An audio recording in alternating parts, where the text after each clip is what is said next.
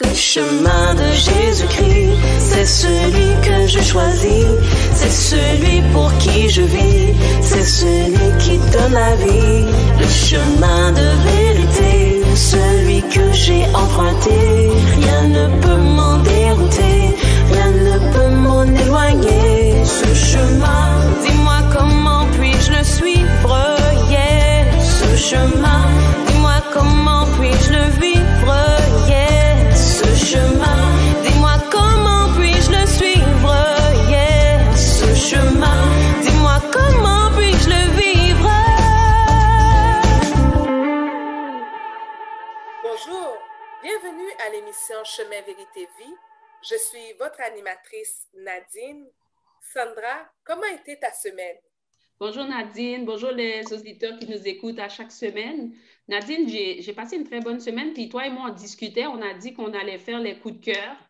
On avait fait ça à un moment donné, puis on avait arrêté, fait que je trouve c'est intéressant. Nadine, je voulais partager avec toi, j'ai eu un très beau coup de cœur cette semaine, ça m'a vraiment touchée. C'est parce qu'à notre église, je ne sais pas si tu avais reçu le courriel, mais ça c'est plus pour les enfants de la petite ligue. Comme ma fille, elle a 11 ans et tout. Fait qu'ils disaient, ils nous ont envoyé un courriel, ils ont dit, est-ce qu'il y en a qui seraient contents, qui aimeraient avoir une boîte surprise? Fait que là, j'ai dit oui. Là, moi, j'ai répondu au courriel, j'ai dit oui, je veux une boîte surprise. Et puis là, j'ai dit à ma fille, l'église a fait une boîte pour toi. Elle était comme, ah, OK. Fait que là, samedi, j'ai été à l'église et puis, tu sais, ils ont tellement bien organisé ça, Nadine, avec les mesures sanitaires, vraiment professionnelles comme d'habitude. Et puis, ils ont remis une boîte cadeau, puis j'étais émue. J'étais vraiment émue, Nadine, pour voir que même si on ne se rencontre pas dans la même place, en assemblée, mais tu as vu leur cœur, ils ont pensé aux familles. J'ai ouvert le cadeau, là, puis ça m'a tellement touchée. J'étais remplie d'amour. Sincèrement, là, je disais à ma mère, j'ai dit, « Mamie, je suis remplie d'amour. Je vois que notre Église nous aime, ils pensent à nous. » Ça m'a touchée, Nadine. Vraiment, on est bénis, tu vois? Parce que oui, c'est l'amour en action. Et Jésus est content de voir ça. C'est pas le cadeau nécessairement, mais c'est le fait d'avoir pensé de donner des cadeaux aux familles. Moi, Nadine, si j'étais émue, imagine-toi Jésus comment il devrait. Qu'est-ce que tu en penses de ça? Moi, je trouve que c'est important qu'est-ce que tu es en train de partager comme coup de cœur. Donc, juste pour mettre un peu en contexte, le coup de cœur, c'est quelque chose qui nous a, soit toi, Sandra, ou moi, qui nous a vraiment marqué durant la semaine. Puis, vraiment, pour aller dans le même sens que toi aussi, c'est important aussi d'avoir ces petits gestes qui sont peut-être anodins pour certaines personnes, mais quand toi, tu le vis, ça te l'approprie. Ça te dit, « Wow, merci Seigneur que tu penses encore à moi. » Puis moi, personnellement, mon coup de cœur, c'est peut-être un peu à l'opposé, mais c'est sûr que j'ai passé un temps qui était très difficile, mais malgré tout, tout ce que j'ai pu penser, c'est la joie que le Seigneur pouvait m'apporter face à la tempête que j'étais en train de passer. Donc, pour moi, personnellement, ce qui a mis de la joie dans mon cœur, c'était juste de passer des chants de louange et d'adoration. Donc, c'est tout ce que j'ai fait, puis ça m'a juste redonné le sourire. Moi, c'était mon coup de cœur de la semaine. Alors, chers auditeurs, continuez à sourire. On sait que les temps sont un petit peu plus difficiles durant le temps des fêtes qui va bientôt arriver, mais on vous encourage à continuer de donner des gestes autour de vous. Pas juste d'avoir des pensées positives, mais de tendre la main à tous ceux et celles qui en ont besoin. Donc, on va passer par une pause musicale avec Denawana Emmanuel. Y a pas de plus grand amour que de donner sa vie pour ses amis, tu l'as dit. Tu l'as aussi fait le jour de ta crucifixion pour que l'accès dans tes parvis ne me soit plus conditionné. Par ta grâce, j'ai pu être positionné, étant fusionné comme le cèpe au serment. Je suis dans l'œuvre sans vouloir démissionner. Nul ne peut me séparer de l'amour de Jésus. Nul ne peut se comparer à celui qui m'a choisi. Jésus s'est emparé de moi, je suis à lui. Sa grâce a réparé ce que le mal a détruit. Quand j'étais écaré, je l'ai vu accourir afin de me secourir pour qu'on puisse parcourir la route qu'il m'a tracée. Jésus m'a fait sourire quand j'étais oppressé. J'ai trouvé un ami à qui j'ai tout remis. Ses bontés se renouvellent comme le dit Jérémie. Chaque matin dans ma vie, il est la source infinie d'amour et de grâce, le Dieu qui m'a béni. Y a-t-il ici-bas un peu d'amour? Je me sens seulement cœur est si lourd. Je ne peux plus porter ce fardeau qui me voûte. Père, je t'appelle au secours. Je t'avais donné, Jésus, mon cœur. Oui, j'ai cherché le bonheur ailleurs. Je ne trouve ici-bas aucune paix, aucune joie. Il n'y a d'amour comme toi. Tu es Emmanuel, Emmanuel, mon ami, Emmanuel, mon ami. Ton amour me suffit, tu me suffis, mon ami, tu me suffis, mon ami. Je t'avais donné, Jésus, mon cœur. Oui, j'ai cherché le bonheur ailleurs. Je ne trouve ici-bas aucune paix, aucune joie. Il n'y a d'amour comme toi. Tu es Emmanuel, Emmanuel, mon ami, Emmanuel, mon ami. Ton amour me suffit, tu me suffis, mon ami, tu me suffis, mon ami. Tu es Emmanuel, Emmanuel, mon ami, Emmanuel, mon ami. Ton amour me suffit, tu me suffis, mon ami, tu me suffis, mon ami. Hey, j'ai trouvé un ami.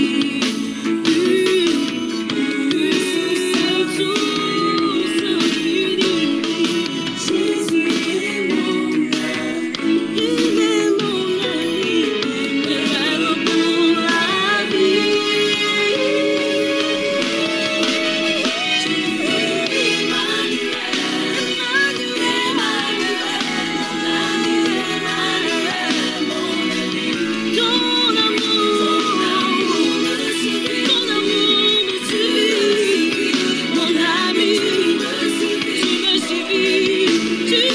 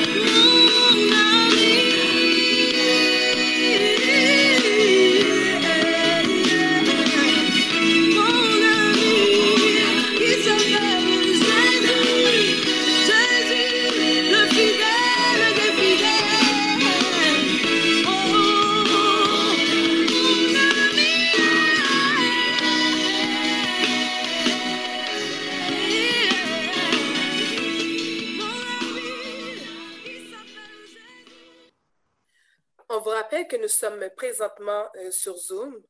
Sans plus tarder, je vous présente Célestine qui partagera une chronique sur l'évangélisation. Célestine, à toi la parole. Alors, merci beaucoup Nadine. Merci, chers auditeurs, chères auditrices, encore pour l'opportunité que j'ai de la part du Seigneur encore ce soir pour justement vous partager ce que le Seigneur a déposé vraiment dans mon cœur. Si vous permettez, je vais débuter par un mot de prière. Notre Dieu, notre Père, nous venons dans ta présence encore ce soir dans le nom puissant de notre Seigneur Jésus-Christ pour te bénir, t'exalter, te louer, te célébrer. Toi, notre Père, notre Seigneur, notre Dieu. Seigneur, merci. Merci pour l'œuvre achevée de la croix. Merci pour ta présence en nous, avec nous et au milieu de nous. Seigneur, merci parce que maintenant, tu désires parler dans le cœur de mon frère, parler dans le cœur de ma sœur, mon Dieu. Ouvre leur intelligence, ouvre leur esprit, afin que la parole qui est sortie de ta bouche puisse vraiment porter des fruits dans chaque cœur qui entendra ce message. Père, nous te bénissons, que ton onction soit sur chacun de nous, au nom de Jésus-Christ. Amen. Oh, merci Seigneur. Dieu est bon, mon frère, ma sœur, et sa fidélité dure de génération en génération.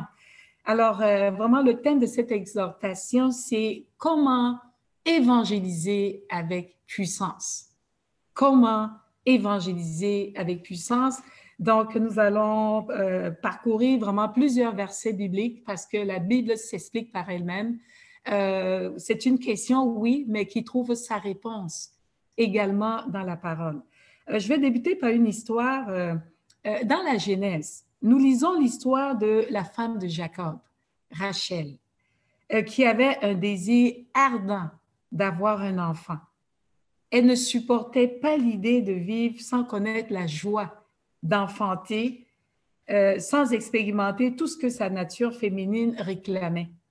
Dans la culture juive, une femme sans enfant était regardée avec dédain, avec mépris, comme quelqu'un d'incomplet. Bref, je dirais un corps inutile. Rachel souffrait atrocement au point de crier à son mari Jacob, « Donne-moi des enfants ou je meurs. » Wow! Quelle phrase, quelle citation de Rachel. Vous le lirez dans Genèse chapitre 30, verset 1. Amener une âme à Christ, c'est lui donner naissance. Le Saint-Esprit suscite ce désir de donner naissance dans nos cœurs et nous entamons le processus, c'est-à-dire nous tissons des liens avec une personne, nous prions régulièrement pour cette personne dans une foi persévérante. Le temps de la naissance approche et nous avons hâte de donner la vie. En fait, je veux faire le parallèle ici entre Rachel qui désirait avoir un enfant physique avec nous comme chrétiens, où Dieu nous donne aussi le privilège aussi d'enfanter aussi des fils et des filles spirituels. Nous désirons parfois tenir dans nos bras et nourrir notre nouveau-né et même expérimenter cette joie qui est mélangée avec la douleur de l'enfantement. Ici, quand je parle ici de douleur de l'enfantement, ici, c'est des moments de jeûne, de prière, de supplication vraiment devant Dieu pour le salut d'une âme ou le salut peut-être d'un frère, d'une sœur, d'un cousin et jusqu'à ce que finalement, où on crie devant Dieu pour le salut de cette personne-là, jusqu'à ce que cette personne-là, un jour, reçoit Jésus-Christ comme Seigneur et Sauveur. Donc, lorsque notre nouveau-né vient au monde, donc cette personne qui vient de recevoir Christ comme Seigneur et Sauveur, nous voulons absolument qu'il se développe dans des meilleures conditions. Nous semons, nous arrosons et nous prions pour que Dieu le fasse croître jusqu'à la stature parfaite de Christ. Et vraiment, ce qui me vient à cœur, c'est de dire, mais si seulement chaque disciple de Jésus avait la même passion brûlante de conduire une nouvelle âme dans le royaume de Dieu. Que se passerait si chacun d'entre nous décidait qu'il ne pouvait pas supporter sa stérilité spirituelle, comme Rachel? Si nous avions tout simplement un désir vraiment d'enfanter si intense que nous ne pouvons plus le contenir et qu'on implore le Seigneur en disant « Donne-moi un enfant spirituel ou je meurs. » Je veux enfanter un enfant spirituel. Je veux prendre soin d'un enfant spirituel. Ma question, c'est est-ce que c'est ta demande? Est-ce que c'est ton besoin? Est-ce que c'est ton besoin, mon frère, ma sœur? Rachel dit, donne-moi des enfants ou je meurs. Aujourd'hui, on pourrait dire en tant qu'enfant de Dieu, Seigneur, donne-moi un enfant spirituel ou je meurs. Selon les statistiques, toutes les 24 heures, environ 140 000 personnes meurent. C'est quelque chose. Pour proclamer l'Évangile, il faut commencer par avoir un désir ardent de le faire. Nous pouvons compter sur le Saint-Esprit pour mettre en nous cet ardent désir si nous le lui demandons. La Bible dit, demandez et vous recevez afin que votre joie soit parfaite. Donc, si nous demandons au Saint-Esprit ce désir ardent de donner naissance à un fils spirituel, à une fille spirituelle, le Saint-Esprit le fera. D'ailleurs, c'est ce qu'il veut. La Bible déclare aussi que ce n'est ni par ta puissance, ce n'est ni par ta force, mais c'est par mon esprit, dit l'Éternel des armées. C'est seulement par le Saint-Esprit. Le secret de l'évangélisation, mon frère, ma sœur, c'est le Saint-Esprit. Comment évangéliser avec puissance? C'est avec le Saint-Esprit. Sans le Saint-Esprit, il n'y a pas d'évangélisation puissante. Quel rôle joue le Saint-Esprit dans l'évangélisation? Comment agit-il? Que fait-il? Le Saint-Esprit n'est pas une entité, il n'est pas une force, mais bel et bien une personne. Un Dieu surpuissant, déjà présent, actif et réel. Le Saint-Esprit est Dieu lui-même.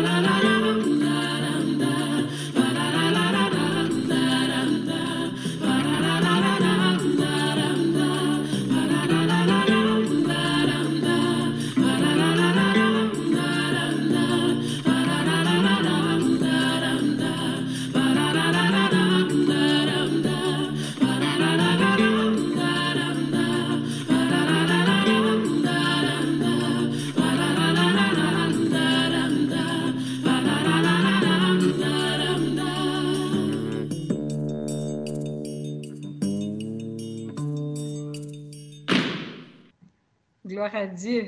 Quelle belle note musicale. Gloire à Dieu. Donc, nous allons poursuivre, frères et sœurs. Donc, nous allons regarder quelques versets bibliques.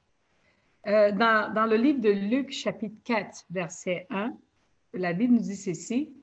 Jésus, rempli du Saint-Esprit, revient du Jourdain et il fut conduit par l'Esprit dans le désert. Au verset 14, Jésus, revêtu de la puissance de l'Esprit, retourna en Galilée et sa renommée se répandit dans tout le pays d'alentour. Donc, au verset 1, Jésus était rempli du Saint-Esprit et au verset 14, il était revêtu de la puissance de l'Esprit et à ce moment-là, sa renommée, les signes, les prodiges, les miracles, les guérisons de tout genre ont débuté avec le ministère de Jésus qui a duré 3 ans et demi. Au verset 18, il a dit ceci, « L'Esprit du Seigneur est sur moi, parce qu'il m'a oint pour annoncer une bonne nouvelle. » Donc, le Seigneur Jésus a été oint pour un but, pas pour rester à la maison, pas pour juste louer, adorer, contempler Dieu, mais c'était vraiment pour un but. Quel était ce but? C'est vraiment d'annoncer la bonne nouvelle aux pauvres.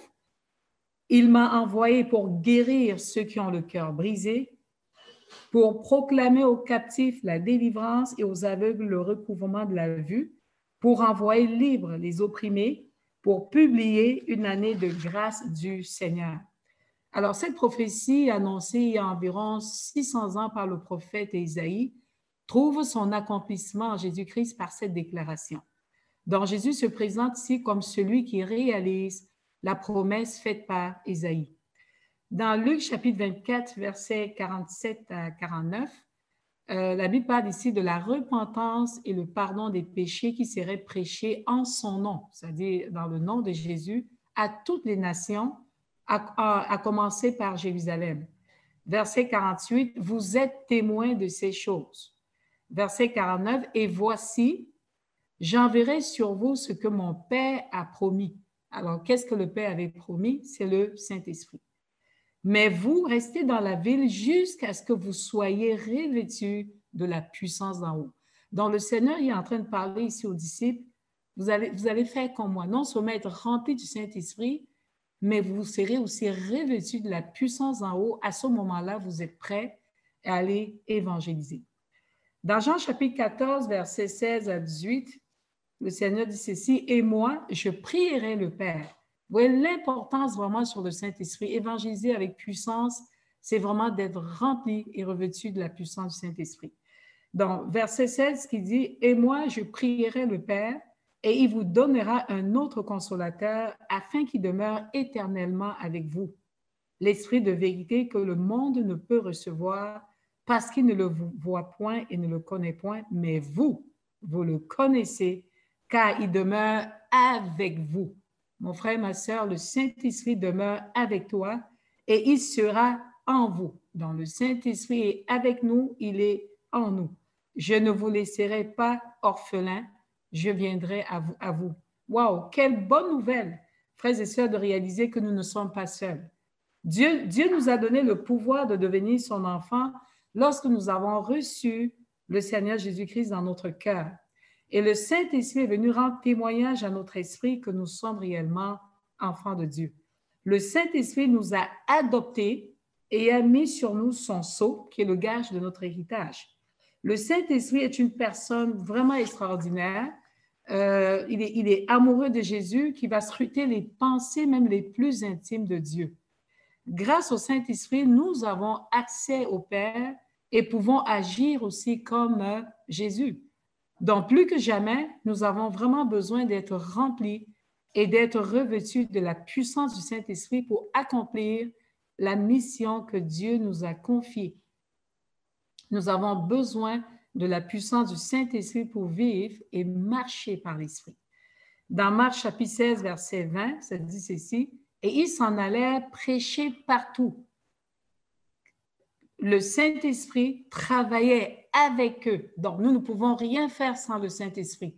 Le Saint-Esprit travaillait avec eux et il confirmait la parole par des miracles qui l'accompagnaient. Dans Actes chapitre 2, versets 1 à 4, Vraiment, ici, on parle de l'effusion du Saint-Esprit que nous avons aussi déjà expérimenté. Le jour de la Pentecôte, ils étaient tous ensemble dans le même lieu. Tout à coup, il vint du ciel un bruit, comme celui d'un vent impétueux, et il remplit toute la maison où ils étaient assis. Des langues semblables à des langues de feu leur apparurent, séparées les unes des autres, et se posèrent sur chacun d'eux. Au verset 4, « Et ils furent tous remplis du Saint-Esprit et se mirent à parler en d'autres langues, selon que l'Esprit leur donnait de s'exprimer. » Donc, le secret vraiment, mon frère, ma sœur, pour une évangélisation efficace et puissante, c'est vraiment l'effusion du Saint-Esprit, c'est que tu sois rempli et revêtu de la puissance d'en haut. Dans Acte 1, verset 8, vous recevrez une puissance, le Saint-Esprit survenant sur vous, et vous serez mes témoins à Jérusalem, dans toute la Judée, dans la Samarie, jusqu'aux extrémités de la terre. Le Saint-Esprit nous a été envoyé comme puissance incontournable pour nous aider à témoigner, à prêcher la bonne nouvelle. C'est lui qui nous aide à accomplir cette grande mission. Alors, quel était le but de Dieu en nous envoyant le Saint-Esprit? Est-ce que c'était juste pour participer à des grandes conférences sur le Saint-Esprit? Non. Est-ce que c'est juste pour avoir des connaissances générales sur la personne du Saint-Esprit? Non. Est-ce que c'est juste pour prier pour avoir les dons du Saint-Esprit? Non. Est-ce que c'est juste pour rechercher seulement sa révélation et sa sagesse? Encore non. Je crois pertinemment que le but de Dieu en nous envoyant le Saint-Esprit, c'était vraiment de remplir le monde avec la grande mission. L'Esprit de Dieu aspire à remplir son peuple que nous sommes afin que nous puissions atteindre les perdus et les amener à la croix. De même que le Saint-Esprit nous convainc nous-mêmes de péché, de même il agit aussi dans le cœur des incroyants. Jésus a expliqué le rôle du Saint-Esprit en ces termes. Quand il sera venu, il convaincra le monde en ce qui concerne le péché, la justice et le jugement. En ce qui concerne le péché, parce qu'il ne croit pas en moi, on le lira dans Jean chapitre 16, versets 8 et 9. Donc, le Seigneur Jésus connaissait lui-même l'importance du Saint-Esprit. C'est pourquoi il a dit « Allez et attendez ». Les 30 premières années de la vie de Jésus étaient vraiment très tranquilles. Charpentier et fils d'un charpentier. En intimité avec le Saint-Esprit, il y a eu dans la vie de Jésus un avant et un après. Des guérisons, des grandes délivrances, des miracles multipliés ont pris place dans la vie de Jésus par la puissance du Saint-Esprit. Le Seigneur Jésus a dit, en vérité, je vous le dis, celui qui croit en moi fera les œuvres que je fais et il en fera de plus grandes, parce que je m'en vais au Père. Jean 14, 12. Mon frère, ma sœur, où en es-tu avec des bonnes œuvres que Dieu a préparées d'avance pour toi afin que tu puisses les pratiquer? Demandons réellement dans la prière à être embrasés par le feu du Saint-Esprit. C'est le Saint-Esprit qui nous rend capables d'audace et de zèle. C'est lui qui nous pousse à prendre des initiatives. Ce n'est pas nous à convaincre les gens de péché, mais c'est l'œuvre du Saint-Esprit. Nous devons tout simplement être là pour justement témoigner de l'amour de Jésus, leur parler du pardon de Dieu, leur dire en fait ce que Jésus a accompli dans notre vie et leur faire part de ce que le Saint-Esprit nous a appris. Nous ne sommes pas là pour juger les gens et leurs péchés, mais simplement pour leur parler de Jésus, les entourer d'amour quand ils souffrent et leur montrer le chemin. Jésus n'est pas venu pour condamner le monde, mais bel et bien pour le sauver. Ne devions-nous pas avoir la même attitude? Nous allons laisser place à une pause musicale.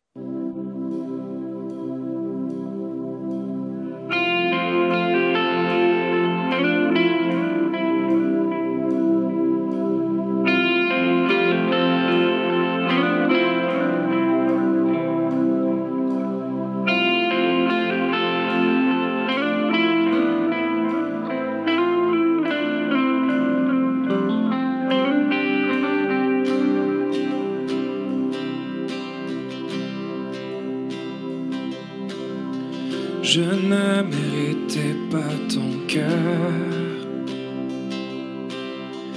ta vie, tes larmes et ta douleur. Jésus, je ne méritais pas ce bonheur offert pour moi à la croix.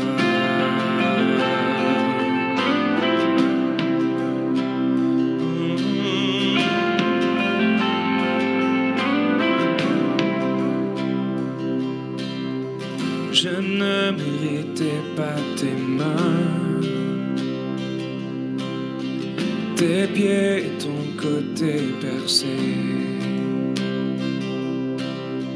Je ne méritais pas ton sang que tu as versé pour moi à la croix.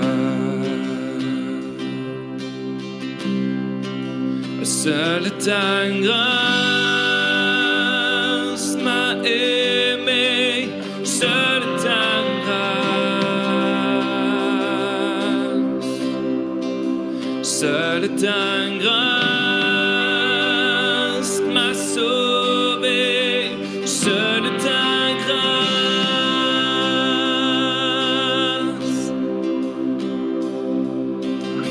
Je ne méritais pas ton cœur, ta vie, tes larmes et ta douleur.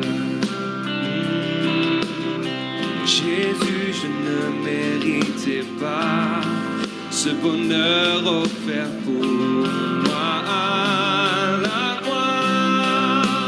Seule ta grâce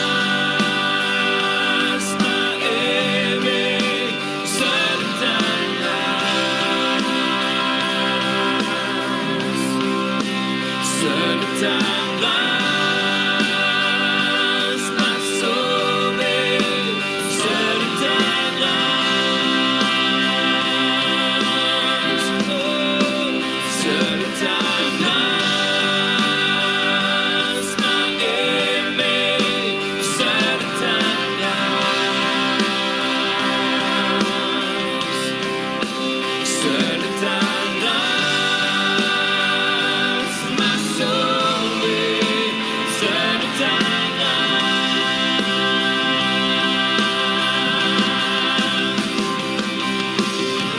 C'est pas ta grâce, c'est ton amour pour ma vie. C'est pas ta force chaque jour que je vis.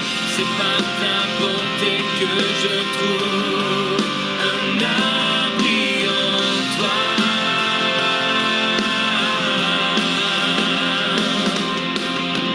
C'est pas ta grâce, c'est ton amour pour ma vie. C'est pas ta force chaque jour que je vis. C'est pas ta bonté que je trouve un abri en toi. Seule ta grâce m'a aimé, seule ta grâce, seule ta grâce m'a sauvé, seule ta grâce, seule ta grâce m'a aimé, seule ta grâce, seule ta grâce m'a sauvé, seule ta grâce, oui, seule ta grâce m'a aimé, seule ta grâce,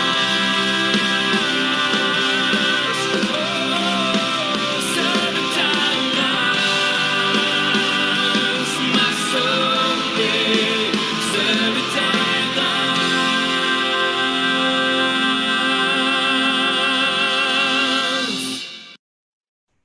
Alléluia, alléluia. Merci Seigneur pour ta grâce qui nous a sauvés.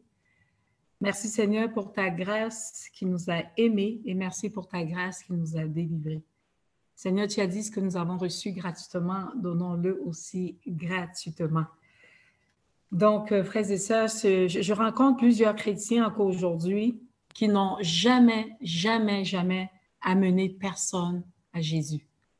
C'est vraiment déplorable, c'est vraiment désolant. Beaucoup n'ont même pas essayé. Soit ils sont gênés par leur foi, soit ils ont peur de ne pas trouver les mots justes, soit ils ne savent pas comment s'y prendre. Plusieurs ont quelque peu perdu leur zèle et leur désir même de répandre sur le monde de l'Évangile de la puissance de Dieu. Ils se sont persuadés que le Seigneur est satisfait de leur consécration, de leur adoration, de leur acceptation de sa grâce, de leur engagement à prier chaque jour et à rester fidèles à leur service à l'Église. Mais ils ont perdu la passion pour Jésus et le privilège vraiment d'atteindre les perdus. C'est vraiment un privilège, frères et sœurs, d'annoncer cette bonne nouvelle. Juste de témoigner. C'est vraiment par grâce qu'on a été sauvés. Et la Bible est claire. Dieu a tant aimé le monde qu'il a donné son Fils. Dieu a tant aimé le monde. Le Seigneur désire sauver tout le monde. Tout le monde, tout le monde, tout le monde. Nous ne pouvons pas accomplir le plan de Dieu sans l'aide du Saint-Esprit. Nous ne pouvons pas connaître quelles sont les bénédictions ou les pensées de Dieu pour nous, car sans lui, nous marchons dans la défaite. Sans le Saint-Esprit, nous sommes sans puissance. Sans le Saint-Esprit, nous sommes sans onction. Sans la présence du Saint-Esprit, nos vies sont misérables. Le Saint-Esprit est un ami vraiment bien précieux, un collaborateur de choix pour accomplir sa volonté en nous et au travers de nous. L'Esprit qui a ressuscité Jésus-Christ entre les morts habite en nous et veut révéler sa puissance au travers de nos vies. Laissons-nous encore une fois de plus être enflammés par le Saint-Esprit. Soyons bouillants pour Jésus. Le feu du Saint-Esprit est la clé suffisante pour une évangélisation efficace. Notre évangile est un évangile de feu. Le Seigneur lui-même a dit dans la parole que ce sont des choses faibles, que Dieu a choisi en fait des choses faibles pour confondre les forts, des choses folles pour confondre les sages. Je pense que vous et moi, nous faisons partie de ces catégories-là. Donc, ne regardons pas à nous, fixons nos yeux vraiment sur le Seigneur. Si tu es faible, tu es justement la personne choisie vraiment de Dieu, par qui le Saint-Esprit veut manifester sa puissance et t'amener à faire des exploits. Mon plus grand désir est de voir notre génération être gagnée pour Jésus-Christ. Le Seigneur a dit dans sa parole que dans les derniers jours, il enverra son esprit sur toute chair, sur toute personne. Vous et moi, nous faisons partie du plan de Dieu pour sauver le monde, pour arracher cette génération des portes de l'enfer. Nous sommes sans ignorer que ce monde est lié par la puissance du diable, mais ces liens seront brisés par la puissance du Saint-Esprit et par la prédication de l'Évangile de Jésus-Christ. L'Évangile de Christ est la puissance de Dieu qui sauve, qui guérit, qui relève et qui désire propulser des multitudes dans leur destinée. J'ajouterai aussi que la création du monde ici n'a rien coûté à Dieu. Mais la création de l'Évangile lui a tout coûté, son Fils unique. Par conséquent, le Saint-Esprit cherche quelqu'un aujourd'hui qui est toujours ouvert, quelqu'un qui est sensible à sa présence en toute occasion, favorable ou non, afin de constituer avec le Saint-Esprit un duo de choc pour vraiment accomplir la volonté du Père et glorifier Jésus sur cette terre. Le Saint-Esprit recherche tout simplement des personnes, des hommes et des femmes qui désirent tout simplement s'abandonner totalement à lui et lui faire confiance. Le Saint-Esprit ne doit pas être ni méprisé ni ignoré. Soyons réellement conscients que le Saint-Esprit est en nous, avec nous et au milieu de nous, et que nous sommes appelés à travailler avec lui, car il est là pour nous, il est là en fait pour nous donner une vie transformée et nous transformer au travers de nous. Quand le Saint-Esprit est dans une vie, il n'y a que des évidences surnaturelles. Si nous faisons des choses avec nos propres talents, nos propres forces, nous aurons des résultats humains. Nous n'aurons aucune influence, aucune puissance, aucun impact, car c'est le résultat de notre créativité. Mais si nous faisons les choses avec le Saint-Esprit, les résultats seront divins. Laissons-nous vraiment être conduits par le Saint-Esprit, invitons-le à prendre le contrôle de notre vie et choisissons de lui faire confiance. Revenons à un style de vie conduit par le Saint-Esprit. Passons du temps avec lui Apprenons à le connaître intimement. Ayons soif de lui et attendons-nous à lui. Le Saint-Esprit est notre oxygène. Nous avons besoin du Saint-Esprit pour vivre. Nous avons besoin du Saint-Esprit pour réconcilier les gens avec Jésus. Nous avons besoin du Saint-Esprit pour aimer les gens. Nous avons besoin du Saint-Esprit pour passer à l'action. Nous avons besoin du Saint-Esprit pour voir les choses dans l'esprit. Nous avons besoin du Saint-Esprit pour vivre la vie de Dieu. Sommes-nous prêts à laisser toute la place au Saint-Esprit? Sommes-nous prêts à faire sa volonté? Sommes-nous prêts à se laisser être transformés par lui? Désirons-nous réellement évangéliser avec puissance? Désirons-nous enfanter un bébé spirituel? J'aimerais vraiment terminer cette exhortation vraiment je voudrais prier pour justement des personnes qui m'entendent parler du Saint-Esprit, enfant de Dieu. Probablement, tu m'entends puis tu dis, est-ce que je suis un enfant de Dieu ou est-ce que je ne suis pas un enfant de Dieu? En ce moment, je te donne l'opportunité vraiment que tu te réconcilies avec Dieu le Père par la personne de Jésus-Christ. La Bible nous dit dans Romains 10, verset 9, que si tu confesses de ta bouche le Seigneur Jésus-Christ et si tu crois dans ton cœur que Dieu l'a ressuscité des morts, alors tu es sauvé. Tu seras sauvé du pouvoir du péché, tu seras sauvé du pouvoir de la mort, sauvé des puissances des ténèbres. Le Seigneur ce soir veut te rendre libre. La Bible nous dit aussi que nous sommes sauvés par grâce, au moyen de la foi. Et cela ne vient pas de nous afin que personne ne se glorifie. Et la Bible dit aussi qu'à tous ceux qui ont reçu Jésus, Dieu leur donne le pouvoir de devenir enfants de Dieu. Donc, je t'invite maintenant vraiment à fermer tes yeux. Ferme tes yeux et fais cette prière avec moi.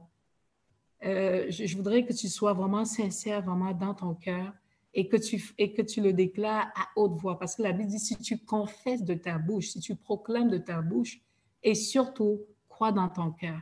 Donc, fais cette prière avec moi, mon frère et ma sœur. Seigneur Jésus, je viens à toi tel que je suis. Je confesse de ma bouche et je crois dans mon cœur que Dieu a ressuscité Jésus-Christ d'entre les morts afin que je sois sauvé. Seigneur Jésus, je me repens pour tous mes péchés et je te demande pardon. Je t'invite maintenant et je te reçois dans mon cœur. Tu es mon sauveur et tu es mon Seigneur personnel. Saint-Esprit, viens maintenant témoigner à mon esprit que je suis enfant de Dieu. Seigneur Jésus, je te donne toute ma vie. Viens régner sur le trône de ma vie. Viens régner sur le trône de mon cœur.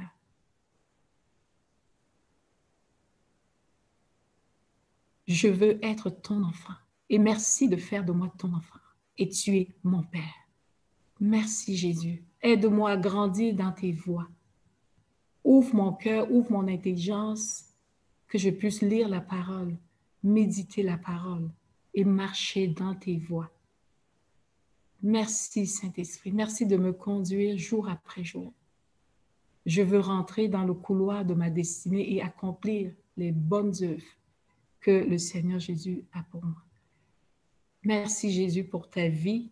Merci Jésus pour ta grâce. Merci pour ton sang qui vient me laver et me purifier de toute iniquité. Merci Seigneur. Tu es bon pour moi. Merci d'inscrire mon nom dans le livre de la vie éternelle. Au nom de Jésus, dis avec moi, Amen, Amen, Amen. Merci Célestine pour ce beau partage. N'oubliez pas que nous sommes en rediffusion le samedi à 20h et le dimanche à 13h. De plus, notre émission se trouve maintenant sur YouTube en tapant « Émission Chemin Vérité Vie ». Et n'oubliez pas de vous abonner. On vous laisse sous cette belle pièce musicale avec Travis Green, « Do It Again ». Passez un bon week-end.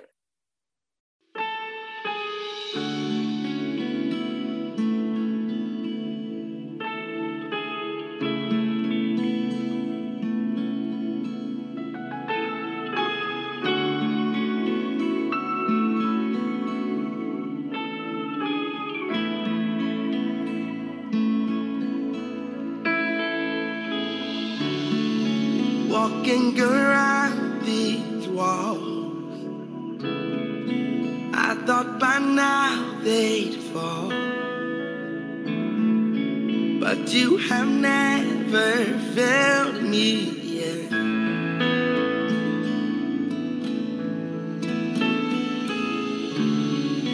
Waiting for change to come,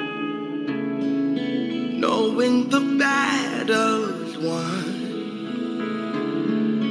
for you have never failed me yet.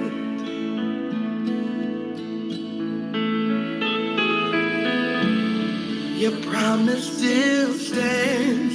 Great is your faithfulness, faithfulness. I'm still in your hands. This is my confidence.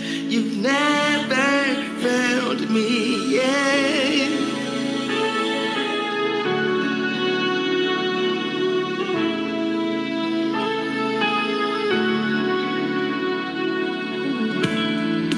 I know the night won't last. Your word will come to pass. My heart will sing your praise again.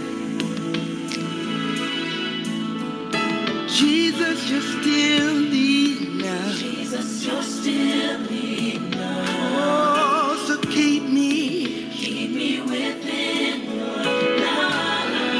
My heart will sing your Praise again.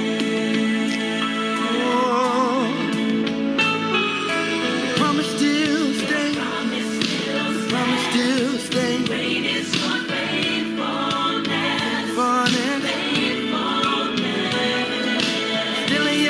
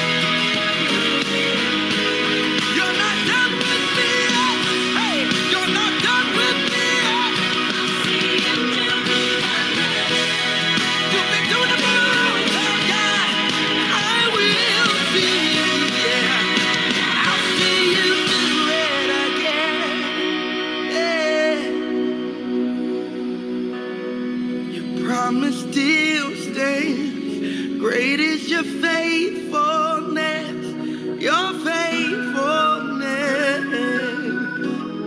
I'm still in your hands. This is my confidence. You never failed me yet. Never will.